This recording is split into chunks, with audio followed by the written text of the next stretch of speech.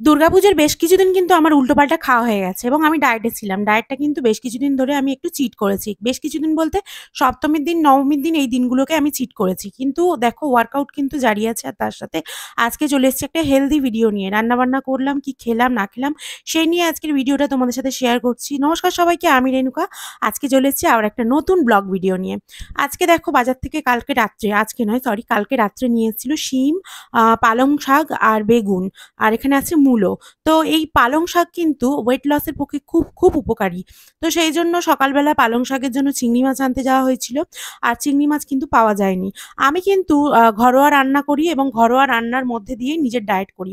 প্রথমে আমি কিছু বড়ি ভেজে নিয়েছি, তারপরে তার সেই তেলটার ওপরে দিয়ে দিয়েছি একটুখানি পাঁচফোড়ন, দুটো শুকনো লঙ্কা, দুটো তেজপাতা আর তার সাথে জিরে আদা বাটা দিয়ে মশলাটাকে ভালো করে কষিয়ে নিয়েছি। আর এখানে ছিল বেগুন, মূলো, পালং আর হচ্ছে একটা আলু দিয়েছিল। তার কারণ তরকারিটা অনেক কেউ খাবে এবং একটু বেশি পরিমাণে হলে খুব ভালো হয়। তো এখানে বসিয়ে দিয়েছি আজকে রান্নাবান্না। একদিকে করছি চাটনি, একদিকে করছি আজকে রবিবারে অল্প করে একটু ৫০০ গ্রাম চিকেন আনা হয়েছিল সেটা, আর এর সাথে পালং মূলোর তরকারি। তো তোমরা অনেকেই আমাকে বলো, "দিদিভাই তুমি ডায়েটে আছো কিনা?" হ্যাঁ, আমি ডায়েটে আছি, কিন্তু আমি বলেছিলাম আমি দুর্গাপুজোর সময় কিছুটা চিট করব। তো সেটাই করেছি এবং তারপরে আবারও ডায়েটে ফিরে এসেছি, এক্সারসাইজে ফিরে এসেছি। সেইজন্য আজকে সারাদিন ব্লগ ভিডিও বা কোনো ভিডিও বানাতে পারিনি বা তোমাদেরকে আপডেট দিতে পারিনি। তো শীঘ্রই আবার আমার ওয়ার্কআউটের ভিডিও আসছে। তো এক বোন প্রশ্ন করেছিলে, "এত তেলে মাছ ভাজো কি? তুমি খাও না খাও?" তো সব আজকে দেখাবো আমি কি খাই না খাই। তবে হ্যাঁ, আলাদা করে কিছু করি না। আলাদা করে বয়েল খাবার যেগুলো আমার মুখে রোচে না, সেগুলো চলে না। কিন্তু পেঁপে সিদ্ধ-টিদ্ধ এইগুলো চলে, এগুলো করি। তো যেটা খাই সেটাই তোমাদের দেখাচ্ছি আজকের একটা ভিডিওতে। দেখো পুঁটি মাছ, এখানে আছে পুঁটি মাছ। পুঁটি মাছ মানে ছোট সাইজের। তোমরা আমাকে অনেকেই বলো, "এত বড়, বড় মাছ রান্না করছো, এত তেলে রান্না করছো, মাংস করছো, মাটন করছো।" কিন্তু আমি যেগুলো খাই ভাই সেগুলো তো আর মানে সেগুলোর মধ্যে পড়ে না।